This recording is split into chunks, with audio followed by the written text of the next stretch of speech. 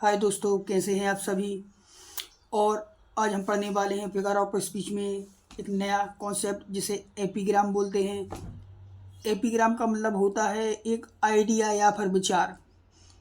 और epigram idea या विचार होता है जिसमें हम अपने विचारों को कई तरीके से रख सकते हैं, प्रोवर्ब के द्वारा, इडियम्स के द्वारा, फ्रेज के द्वारा, और इसको एक शॉर्ट फॉर्म में रखा जाता है। और अपन जिस तरह विचार रखते हैं पर छोटी सी एक बड़ी सी बात को छोटे से रूप में कहते हैं। अब इसको देखिए पहले, फिर आपको ज़्यादा समझ में आएगा।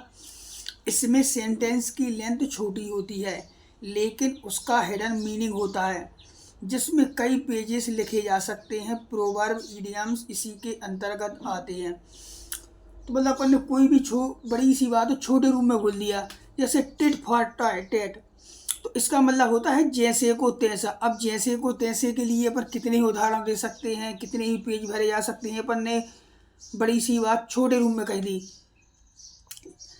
कि मतलब जो आदमी जैसा व्यवहार करेगा उसे वैसा ही व्यवहार मिलेगा। जो आदमी चोर है तो चोर के लिए भी मोर मिल जाता है। तो वो होता है टिट फॉर टैट, जैसे को तैसा। दूसरा है अपना all that glitter is not gold.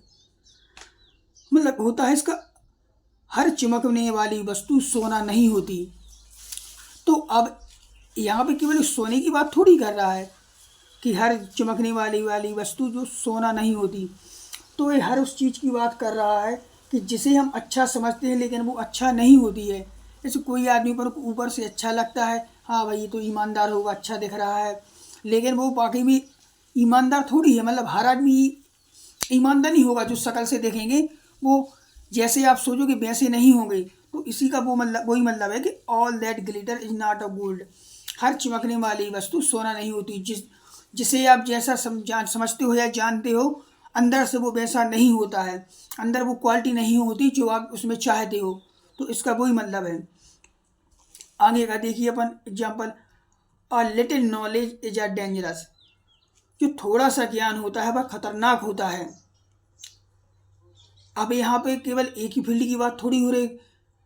किसी भी फील्ड में ले लो, किसी भी उसमें ले लो कि अगर किसी भी व्यक्ति में छोटा सा ज्ञान होगा, थोड़ा सा ज्ञान होगा, तो वह खतरनाक हो सकता है। पता चलो किसी को थोड़ी सी बात पता है, उसको पूरी बात नहीं है, तो वो अपना बनाया हुआ काम भी बिगाड़ सकता है।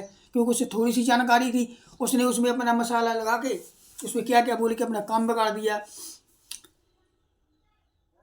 या फिर कोई डॉक्टर होगा, उसे पूरा नॉलेज तो है नहीं, अब वो पता नहीं कैसा किसका क्या ट्रीटमेंट कर दे और पता सामने वाला निपट जाए, स्वर्ग सुधार जाए। तो ये होता कि अ little knowledge is a dangerous. I am standing with the man in the mirror. मैं उस आदमी के सामने साथ खड़ा हूँ जो आईने में है। तो इसमें भी उसने छोटी सी बात, मतलब बड़ी बात को छोटे रूप में बता दिया है कि मैं स्वयं के साथ खड़ा हूँ और उसी के साथ अपने विचार बता रहा हूँ। वो ही इसका मतलब कि इसके अंतर्गत अपनी प्रोवर्ब आती है, इडियम्स आते हैं और फ्रेजेस आती हैं। एपिग्राम में कुछ नहीं है। इसमें सेंटेंस की लेंथ छोटी होती है लेकिन उसका हिडन मीनिंग होता है, जिससे कई पेज लिखे जा सकते हैं। प्रोवर्ब, इडियम्स इसी के अंतर्गत आते हैं। टिट फॉर टैट, जैसे को तैसा। All that glitter is not gold, चमकने वाली हर वस्तु सोना नहीं होती। All little knowledge is dangerous, अल्प ज्ञान खतरनाक होता है। ठीक है। अब इसके आगे अपन देखते हैं, एक और है टेटोलॉजी, टूटोलॉजी, है ना। तो इसमें क्या होता है, एक ही मीनिंग को प्रेजेंट करने के लिए दो अलग अलग वर्ड का यूज करते हैं।